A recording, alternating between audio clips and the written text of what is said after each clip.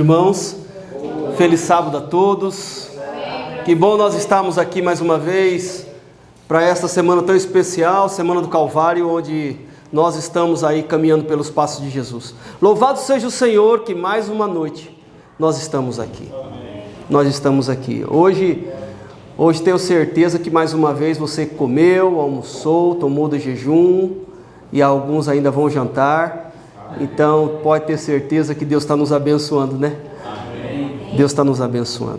Somos muito gratos, agradecidos a Deus por todas as tuas bênçãos. As bênçãos de Deus, elas são incontáveis. Se nós tentarmos enumerá-las, a gente não consegue. Não consegue.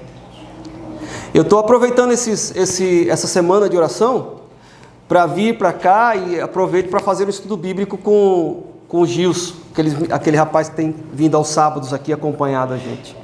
E para honra e glória de Deus, ele tomou a decisão pelo batismo e está decidido a se batizar. Mas hoje eu falei com a mãe dele. A mãe dele tem 85 anos. 85 anos. E talvez vocês a conheçam amanhã. Ela falou que vai vir à igreja. E eu falei para ela assim, a senhora é uma pecadora durante 85 anos. Durante 85 anos a senhora é uma mulher pecadora. Assim como o Gilson, assim como eu, assim como todos os seres humanos. Mas olha a misericórdia de Deus durante 85 anos, concedendo à senhora vida, saúde. E olha, eu vou dizer uma coisa para vocês, é admirável, porque ela tem 85 anos e ela ainda trabalha. Ela trabalha, e na roça. Tanto é que nós não acreditávamos que ela tinha 85 anos, né? Que ela falou, e hoje eu enfatizei, a senhora tem 85 anos mesmo? Ela falou, tenho 85 anos, faz 15 anos que eu sou viúva. E eu fiquei admirado, porque ela tem 85 anos, irmãos, mas eu assim para ela tranquilamente 70 anos. 70 anos. A minha sogra até falou, ela parecia com a sua mãe, né? Parecia que tinha a idade da sua mãe, mas ela tem 85 anos. E aí eu disse para ela, olha quanta misericórdia Deus tem tido com a senhora durante 85 anos. Eu faço convite para que a senhora esteja amanhã na igreja. E ela é da igreja presbiteriana. E ela disse que vai vir.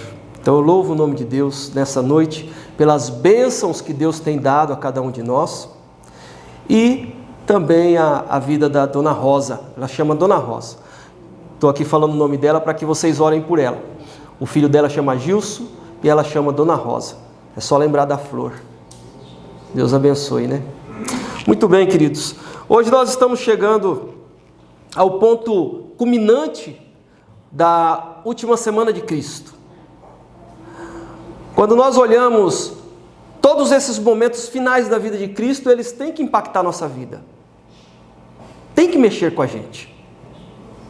Porque foi a semana mais importante da humanidade. Não existiu uma outra semana importante como essa. E não existiu um dia específico para a humanidade mais importante do que o dia em que Jesus morreu. Não existiu. A gente fica olhando todas as comemorações que existem no mundo. Existem muitas comemorações, muita.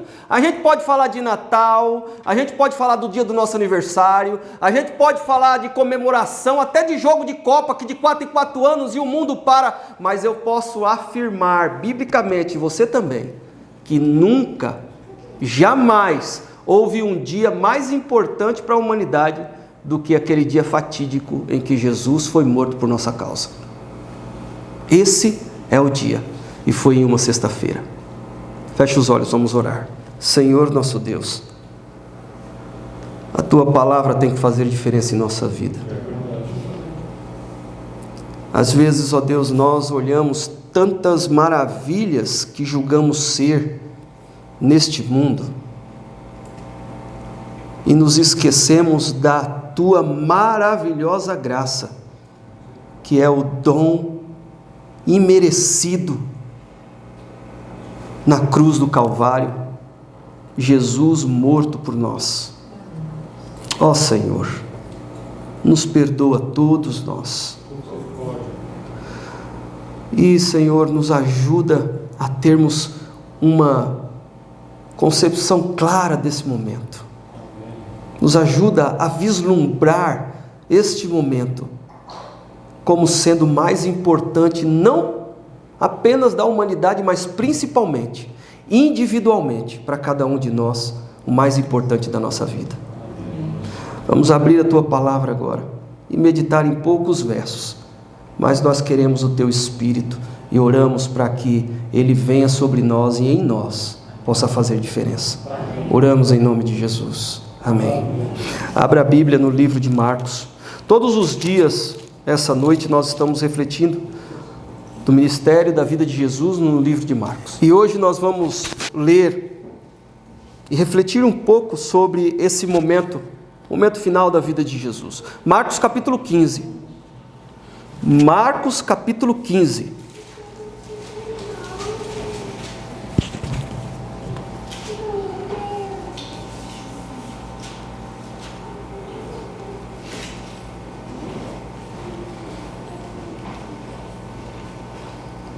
O versos 29 até o 32 apenas.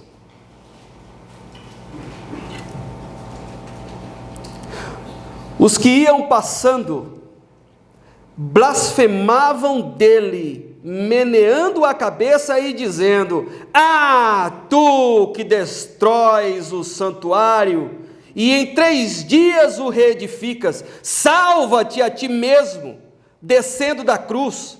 De igual modo, os principais sacerdotes, com os escribas, escarnecendo entre si, diziam: salvou os outros, a si mesmo não pode salvar-se. Desça agora da cruz.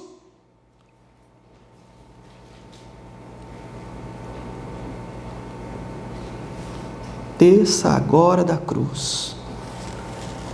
Cristo. Chacota, escárnio, humilhação, dor. Era tudo o que Cristo estava sentindo. E estava acontecendo todos esses momentos na vida do nosso Salvador. A vida de Jesus, ela foi uma vida de milagres, de ensinos. Milagres nós poderíamos enumerar alguns, mas a Bíblia diz que não haveria livros para colocar todos. Então a gente pode entender que eram muitos milagres. Muitos milagres. Ellen White diz que não passava um enfermo por Jesus sem que ele restabelecesse a saúde daquele enfermo. Alguns são destacados aí. A gente pode falar do cego, a gente pode falar do aleijado, a gente pode falar daquele que foi descido pelo telhado, como eu já comentei aqui. A gente pode falar do que estava pedindo esmola, a gente pode falar dos pães e dos peixes, a gente pode falar do monte de milagre que a Bíblia relata, mas não poderíamos falar de todos jamais. A gente pode falar aqui dos ensinamentos de Jesus. Todos os ensinamentos de Jesus. Nós poderíamos falar do Sermão da Montanha. Nós poderíamos falar dos aprendizados individuais dados a cada pessoa. Nós poderíamos falar dos encontros onde Jesus ensinava, como Nicodemos, de madrugada. A gente poderia falar de Jesus aos 12 anos ensinando rabinos. A gente podia falar de tudo isso. Mas a verdade é que tudo isso, milagres, ensinamentos, cura, tudo isso era secundário. Tudo isso era um segundo plano. Tinha um plano principal. Tinha um primeiro plano. O plano eterno era que Jesus tinha que morrer. Esse era o plano. Antes da criação do mundo, como diz a Bíblia, já estava determinado esse plano. Jesus haveria de morrer. Mesmo que Judas não tivesse vendido Jesus, Jesus morreria. Aí às vezes a gente se pergunta assim, como isso aconteceria? Não temos luz, mas a gente pode imaginar. Eu imagino que Jesus subiria as escadas do templo e se ofereceria ao sacerdote que o mataria, como o Cordeiro de Deus. Não precisava Judas vendê-lo. Judas vendeu a Jesus, mas Jesus ia morrer de qualquer jeito. Uma vez nós estávamos reunidos, eu não sei se eu já contei isso para os irmãos, com um grupo de pessoas, e essas pessoas eles eram ufólogos, pessoas que acreditam em seres extraterrestres, que vem aqui e sai daqui, e viaja por aqui, e um deles falou assim para mim: olha, nós temos uma fazenda em Minas Gerais, aonde tem uma espécie de mestre, é um ser humano, e ele é professor de ufologia e já teve contatos e encontros com extraterrestres. E eu perguntei para ele assim, eu falei: mas como que foi isso aí? Ele contou um monte de história, mas eu guardei uma. Ele falou para mim que essa pessoa, ela era capaz até mesmo de se transportar de um lugar para outro lugar sem que a gente percebesse. E eu fiquei admirado com isso. Eu falei: é mesmo? Ele é capaz então de se locomover e você não vê? Ele se transporta e ninguém vê. Se assim, é porque os extraterrestres concedeu a ele um poder sobrenatural. Eu fiquei encantado. Eu fiquei encantado. E ele me disse assim: sabe essas luzes que brilham no céu e alguns aviões voando por aí vê, os Estados Unidos vê, o Brasil vê, China vê, todo mundo vê. Sabe o que é isso? Nada mais é do que pequenas aeronaves extraterrestres que rasgam o universo mais rápido às vezes que a velocidade da luz. E eu falei: ainda assim se vê.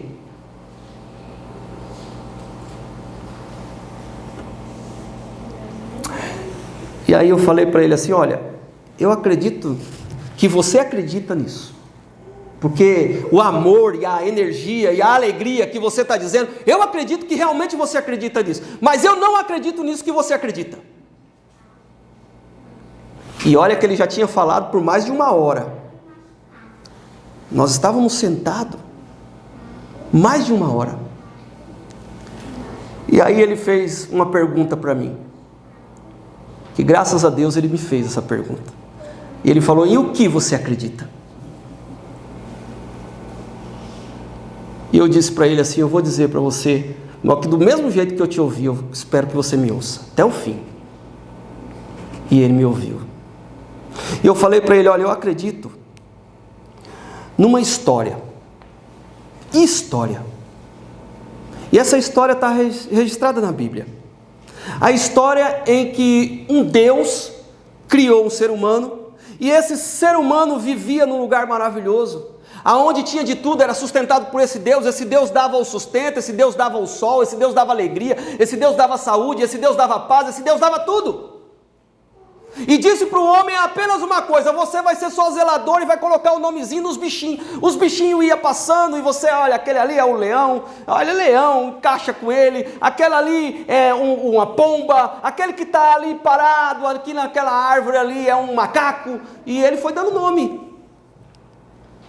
E quer saber de uma coisa? Estava tudo muito bom, mas não era o suficiente. Um dia, por causa de uma guerra que houve lá junto com esse Deus do céu, foi lançado para a terra aqui um ser discordante. Esse ser discordante levou esse homem que vivia no paraíso a transgredir a ordem de Deus. E nessa transgressão da ordem de Deus, agora esse homem tinha que morrer, porque esse Deus tinha falado para ele: se você for obediente, você não morre. Agora, se você for desobediente, você vai morrer.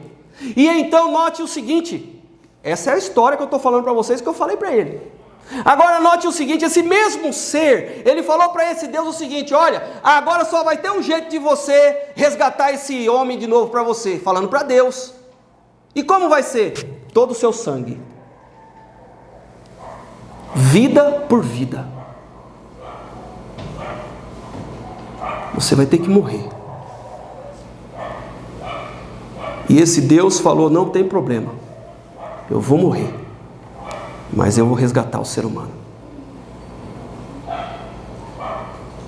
E aí, para morrer, como é que morre um Deus? Ele tem que se materializar, ele tem que se encarnar para poder morrer. E então, de forma milagrosa, porque toda a vida de Jesus, irmãos, da vida, até mesmo a morte de Jesus, tudo foi milagre. Tudo foi milagre. Eu não sei como, não tenho capacidade de entender isso, mas o Espírito Santo, diz a Bíblia, transportou Jesus de forma, eu acho que não se podia tocar. Não era como nós, espermatozoides.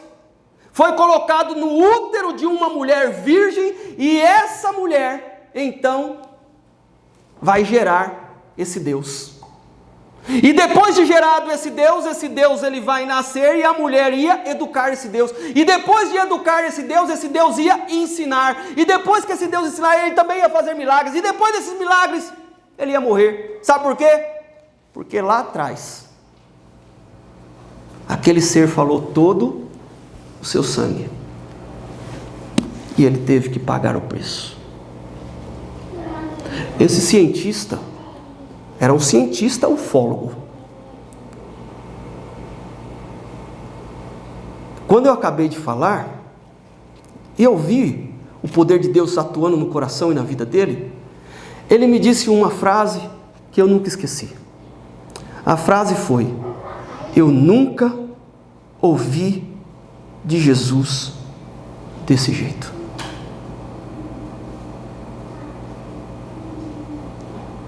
E eu nunca ouvi também de Jesus desse jeito. A verdade é que Jesus veio para morrer. Ele veio para morrer, irmãos. Nós não temos uma compreensão exata dessa morte quando nós contrapomos ela com as nossas coisas, que julgamos ser muito importantes, julgamos ser essenciais, vitais, não estamos dispostos a largar nada. Se falarmos alguma coisa que temos que deixar para poder seguir a Jesus, nós colocamos barreiras porque julgamos que essas coisas são importantes, mas essas coisas não são importantes. E olha que interessante, nesse grau de importância, Jesus diz assim, que nem mesmo pai, mãe, esposa, esposo, filho é mais importante. Consegue compreender a essência dessa importância, irmãos? O que a gente podia julgar que é importante? Quando contrapomos com o que Cristo fez, não existe absolutamente nada que seja tão importante. Nada. A vida de Cristo foi milagre, mas até na sua morte teve milagre. A gente poderia enumerar os milagres que aconteceu na morte de Jesus. E Mateus diz que na morte de Jesus a terra tremeu e pessoas ressuscitaram. Pessoas ressuscitaram. E esse grupo de pessoas não foi uma, não foi duas, foi um grupo de pessoas. E esse grupo de pessoas, elas saíram a testemunhar e entraram em Jerusalém. Na morte de Jesus, houve um centurião que, olhando para a morte de Jesus, o que estava acontecendo ali, a terra tremendo, ele é capaz de dizer, verdadeiramente, esse era filho de Deus. Milagre. Na morte de Jesus, um ladrão, e nós chamamos ele de bom ladrão, mas era ladrão e não era bom coisa nenhuma. Mas ele teve um momento lúcido, aonde pôde compreender a importância daquele momento, e ele decide aceitar Jesus, o Salvador. O Salvador. A gente pode subjugar isso dizendo assim, não tinha mais o que ele fazer, ele ia morrer.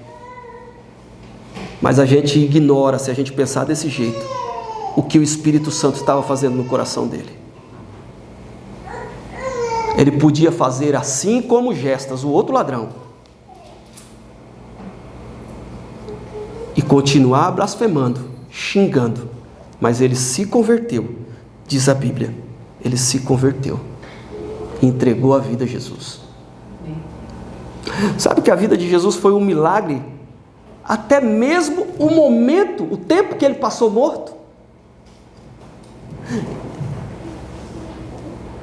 A gente costuma dizer que quantos dias Jesus morreu? Ficou morto, melhor dizendo. Quantos dias? 3 dias. E a Bíblia diz que 3 dias, e esse mesmo texto está dizendo aqui da reconstrução do templo, quando na verdade Jesus estava dizendo a respeito da sua morte. Mas de fato Jesus não ficou morto 3 dias. Ele não ficou morto 3 dias. Quanto tempo Jesus ficou morto? 24 horas. Jesus morreu no pôr do sol de sexta-feira, e nas primeiras horas do domingo, Jesus tinha ressuscitado. Lucas capítulo 23, verso 54 até o 56, fala das mulheres que foram visitar e chegaram lá, viram que Jesus já tinha ressuscitado. Então Jesus ficou morto 24 horas. Mas qual é o milagre então do terceiro dia? É que entre a morte e a ressurreição pegou os 3 dias. Entre morte e ressurreição pegou os 3 dias. Morreu no finalzinho da sexta-feira. Passou o sábado todo descansando, morto. E nas primeiras horas do domingo, do primeiro dia da semana, ressuscitou. Pegou os 3 dias. É um milagre. É um milagre. Até a sua morte foi um milagre.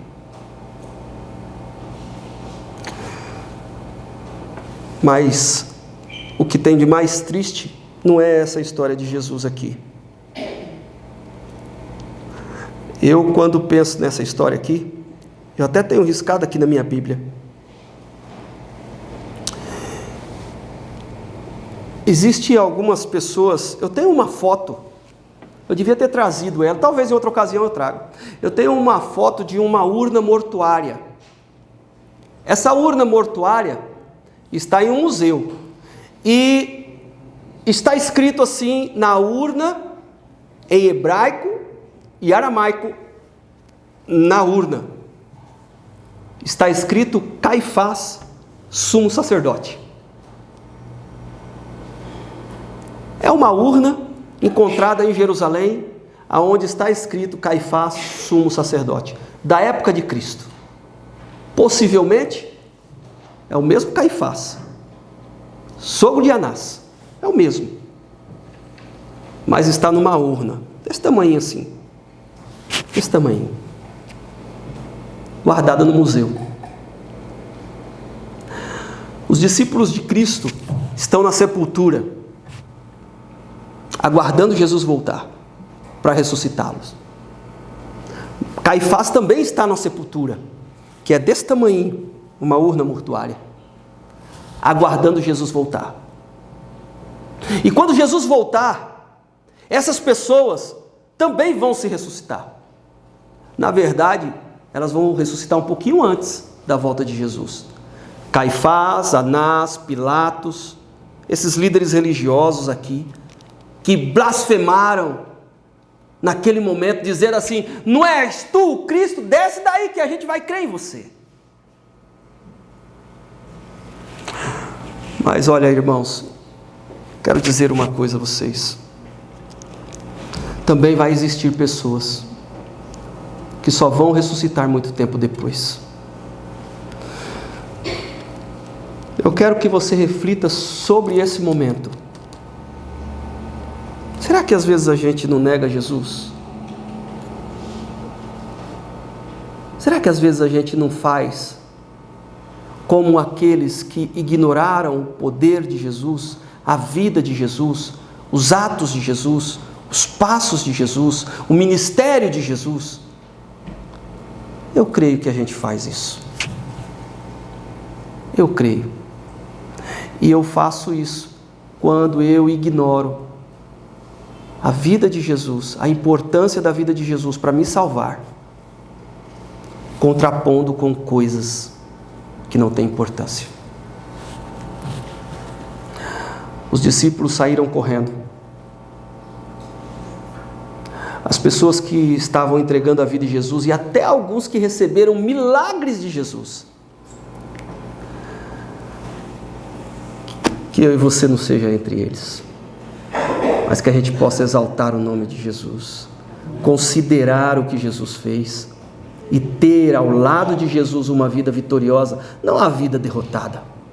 Porque a gente cansa de ver, às vezes, as pessoas chorando por tanta derrota nessa vida. Tanta derrota. Sabe, às vezes, irmãos, eu vou dizer para vocês, é tão ruim quando você chega perto de alguém e é um deserto.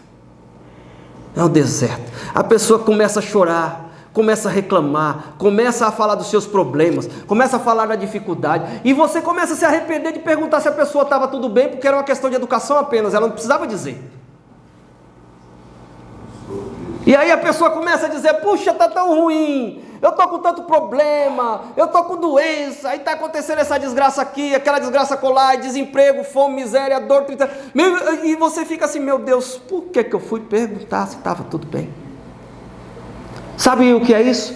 Pessoas amargas, amargurosas, que querem levar para as pessoas, inclusive para os filhos de Deus, que o mundo aqui traz só problemas, irmãos, e isso Jesus disse, que ia ter aflição. Agora ele também disse, tende.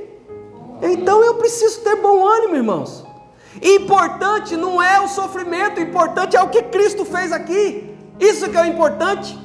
Que se arrebente o mundo, que os problemas que vêm, eu estou com câncer, vou morrer, ué. Falando nisso, eu vou dizer uma coisa para vocês, eu estou morrendo. Eu estou morrendo, irmãos. Eu vou falecer. E você também vai. Se Jesus não voltar na nossa época, todos nós vamos descer à sepultura. Começamos a morrer no dia que nascemos. Não junte coisas importantes deste mundo, junte coisas importantes do mundo vindouro. Do mundo vindouro. Sabe por quê?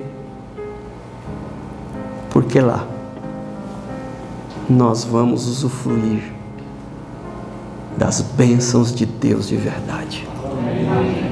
Tudo aqui passa, mas a eternidade é garantida para aqueles que forem fiéis a Deus.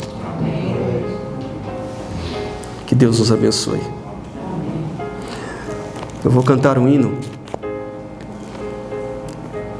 Ele retrata exatamente esses momentos em que Cristo sofreu, porque o nosso Salvador morreu, mas Ele vive. Vamos colocar em pé.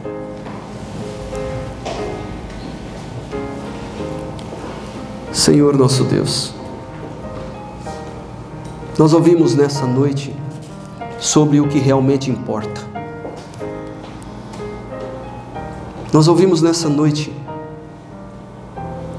dos últimos momentos de Jesus e do escárnio e zombaria que Ele passou. Nós ouvimos nessa noite que milagres, mesmo durante a Tua morte, não deixaram de acontecer. Nós ouvimos também nesta noite, Senhor, que por uma escolha celestial, o Senhor deu a vida por nós, pecadores miseráveis. Obrigado, Senhor, porque todas as pessoas que estão aqui, nenhuma delas escolheu o Senhor, mas o Senhor é quem nos escolheu primeiro. Muito obrigado, porque mesmo sem merecer, Tu nos ama e nos deseja. Louvado e exaltado seja o Teu nome, Senhor. Pai eterno, nos dá uma boa noite de descanso e um despertar feliz. E nos ajuda a olharmos em primeiro lugar a nossa vida com o Senhor. Porque as outras coisas, às vezes nem secundárias são, nós entregamos nossa vida em suas mãos, confiando plenamente no Senhor. Em nome de Jesus. Amém.